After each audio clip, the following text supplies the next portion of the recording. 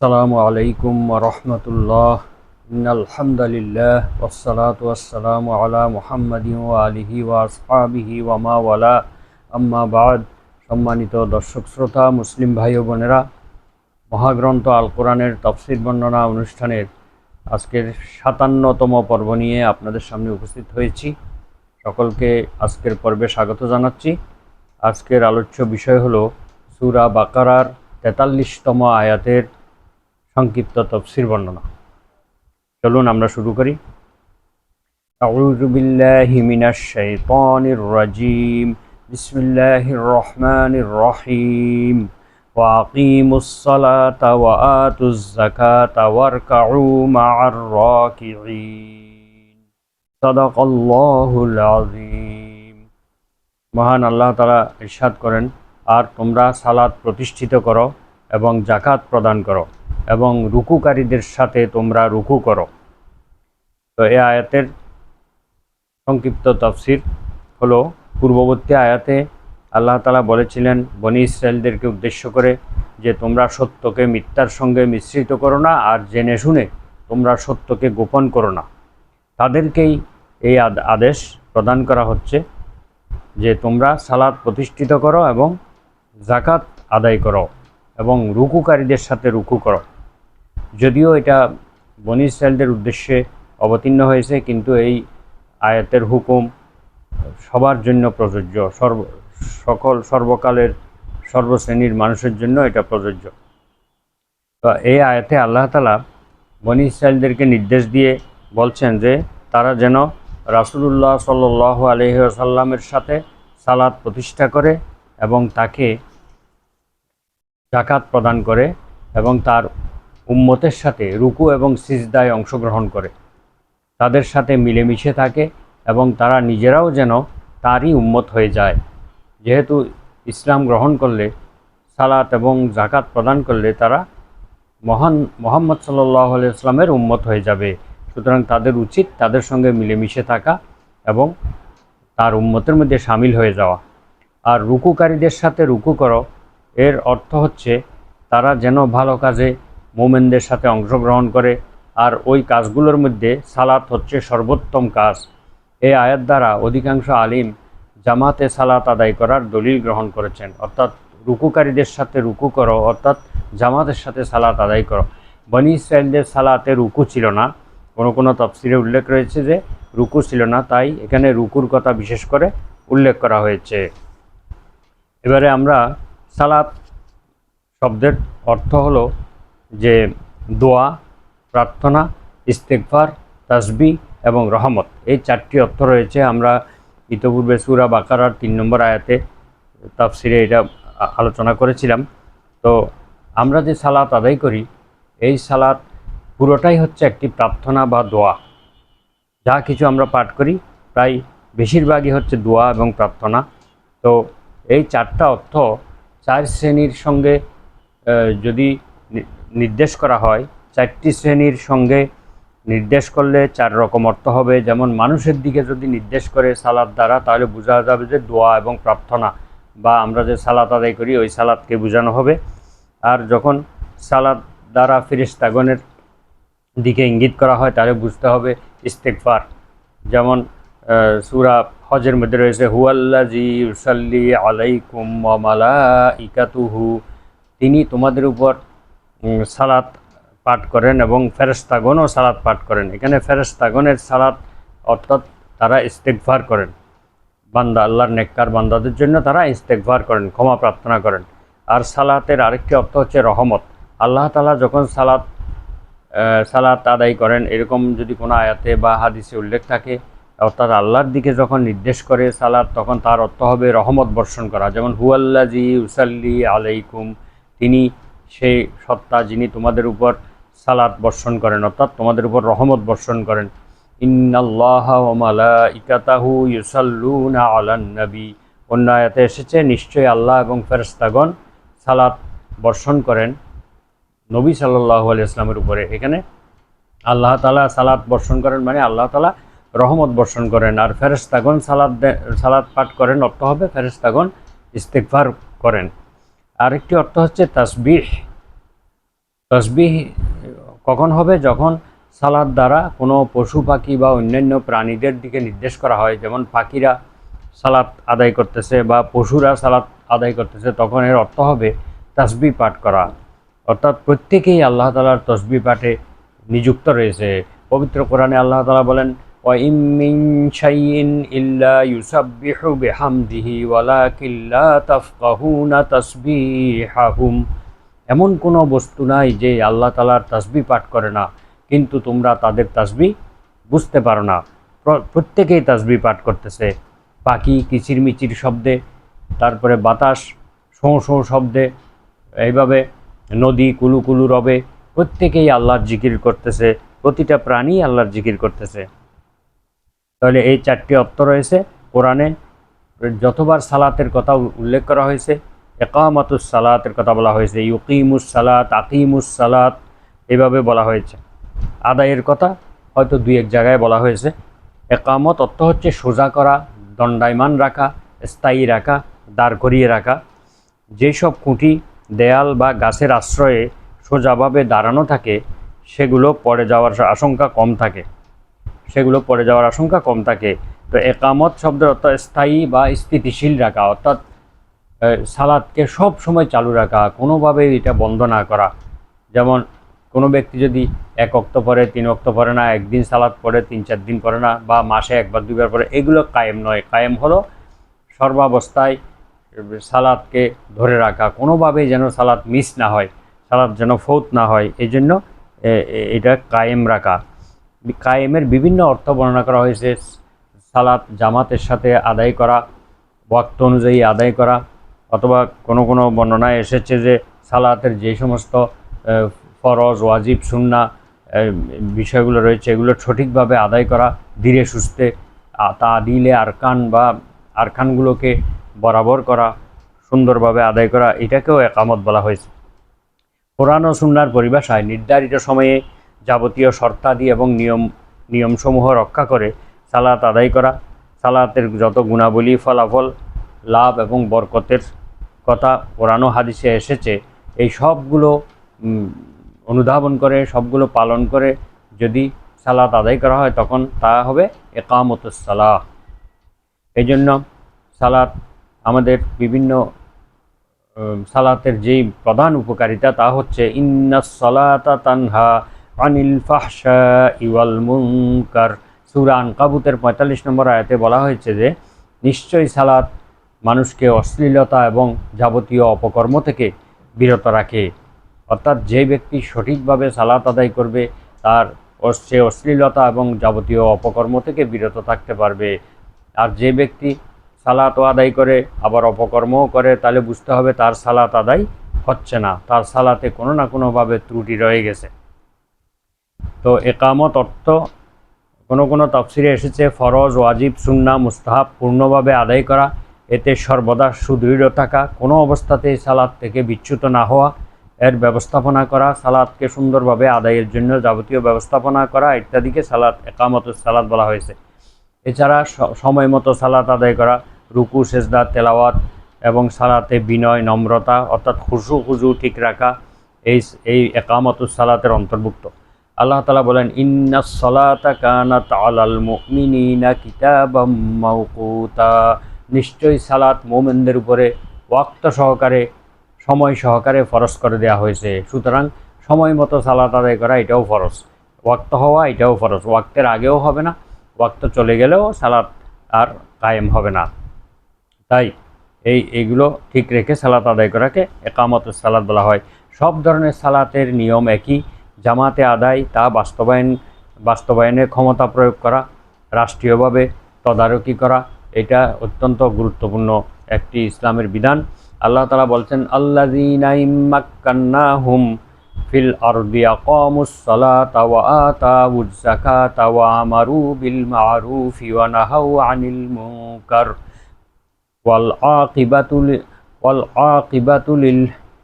ওয়ালিল্লাহি আকিবাতুল উমুর। সূরা হজের 41 নম্বর আয়াতে আল্লাহ বলেন, আমি যাদেরকে রাষ্ট্র ক্ষমতা প্রদান করি, অর্থাৎ কোনো দেশে যদি ইসলামিক সরকার প্রতিষ্ঠিত হয়, তখন তাদের 4টি কাজ তারা দ্রুত গতিতে করে। অগ্রাধিকার ভিত্তিতে করে, সেটা হলো তারা রাষ্ট্র ক্ষমতা পেয়েই সালাত প্রতিষ্ঠা করে এবং জাকাত আদায় করে, সৎ কাজের আদেশ দেয়, অসৎ কাজ থেকে নিষেধ করে, আর সমস্ত ভালো কাজের ফলাফল আল্লাহর জন্যই। এভাবে সালাতের সামাজিক, পারিবারিক, রাষ্ট্রীয় সব ক্ষেত্রে গুরুত্ব রয়েছে। সালাত প্রতিষ্ঠা করার জন্য ব্যক্তিগতভাবে, পারিবারিকভাবে, সামাজিকভাবে, রাষ্ট্রীয়ভাবে প্রত্যেকের উপরে দায়িত্ব প্রদান করা আছে। সুতরাং এভাবেই সালাত কায়েম করতে হবে। তারপরে আসছে আকিমুস সালাতা ওয়া আতুজ যাকাতা ওয়ারকাউ মা'আর রাকিঈন। এবারে আমরা যাকাতের ব্যাপারে সংক্ষিপ্তভাবে আমরা আলোচনা করব। যাকাত হচ্ছে সালাতের পরে একটি অত্যন্ত গুরুত্বপূর্ণ ইবাদত। ইসলামে ইবাদত 3 ধরনের রয়েছে। প্রথম হচ্ছে শারীরিক ইবাদত, যাকে ইবাদতে বদনি বলা হয়। আরেকটা হচ্ছে আর্থিক ইবাদত, ইবাদতে মালি অর্থাৎ সম্পদ দিয়ে ইবাদত। আরেকটা হচ্ছে ইবাদতে বদনি এবং ইবাদতে মালি, দুইটার সংমিশ্রণ। যেমন হজের মধ্যে মানুষকে শারীরিকভাবেও উপস্থিত থাকতে হয় এবং অর্থও ব্যয় করতে হয়। আর সালাত, সওম ইত্যাদির মধ্যে মানুষকে নিজেকেই সেগুলো পালন করতে হয়, নিজের শরীর দ্বারা এগুলো করতে হয়। আর জাকাত শুধুমাত্র অর্থ দিয়ে করতে হয়, এখানে শরীরের প্রয়োজন হয় না, শুধুমাত্র অর্থ দিয়ে ইবাদত করা হয়। এটাকে বলা হয় আর্থিক ইবাদত। এই আর্থিক ইবাদতটা অত্যন্ত গুরুত্বপূর্ণ একটি ফরজ, যেটা সালাতের পরেই পবিত্র কোরআনের বিভিন্ন আয়াতে উল্লেখ করা হয়েছে। যেখানে সালাতের কথা বলা হয়েছে সেখানে বেশিরভাগ আয়াতের মধ্যেই জাকাতের কথা উল্লেখ করা হয়েছে। এর কারণ হচ্ছে জাকাত ভিত্তিক সমাজ ব্যবস্থা ছাড়া কখনো সালাত পরিপূর্ণভাবে প্রতিষ্ঠিত হতে পারে না। আমাদের দেশে যে সালাতের সময় সামান্য কিছু মানুষ সালাত আদায় করে আর বাকিরা তাদের কাজে কর্মে বিভিন্ন কাজে লিপ্ত থাকে, তাহলে বোঝা যাচ্ছে যে সালাত পরিপূর্ণভাবে কায়েম নেই। কেন কায়েম নেই? জাকাত না থাকার কারণে।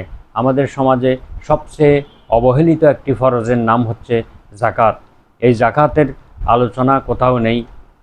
মসজিদে, খুতবায়, মাহফিলে, আলোচনায়, সবাই, সেমিনারে কোনোখানেই জাকাতের আলোচনা নেই বললেই চলে এবং জাকাতের গুরুত্ব নেই বললেই চলে।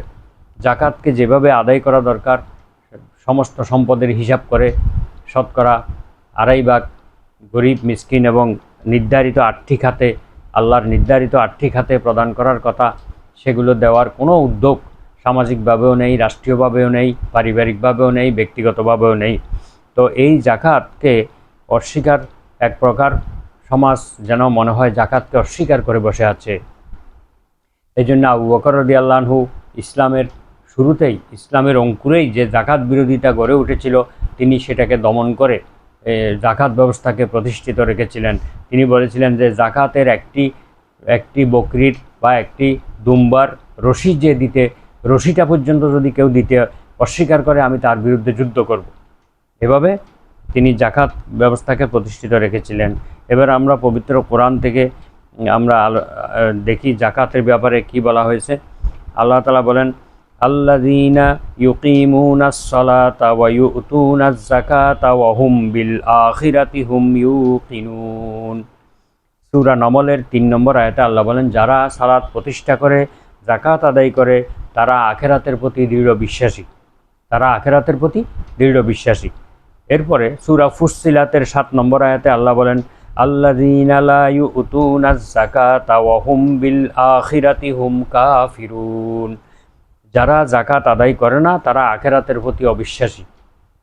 অর্থাৎ যারা জাকাত আদায় করে তারা আখিরাতের প্রতি দৃঢ় বিশ্বাসী, আর যারা জাকাত আদায় করে না তারা আখিরাতের প্রতি বিশ্বাসী নয়, তারা আখিরাতের প্রতি অবিশ্বাসী। আল্লাহ বলছেন, কাফির বলেছেন।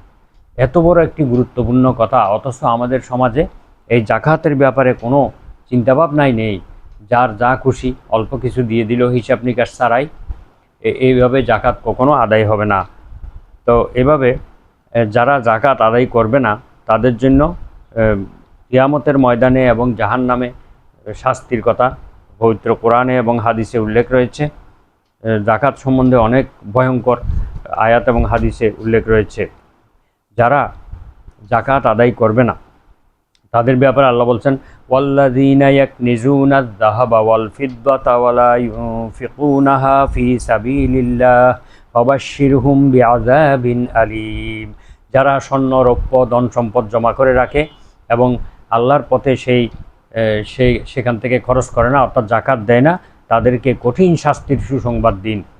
যেহেতু এখানে শাস্তির কথা উল্লেখ রয়েছে, তাহলে এটা আল্লাহর রাস্তায় ব্যয় করা মানে এখানে জাকাত দেওয়া, কারণ নফল দানের জন্য শাস্তি দেওয়া হবে না।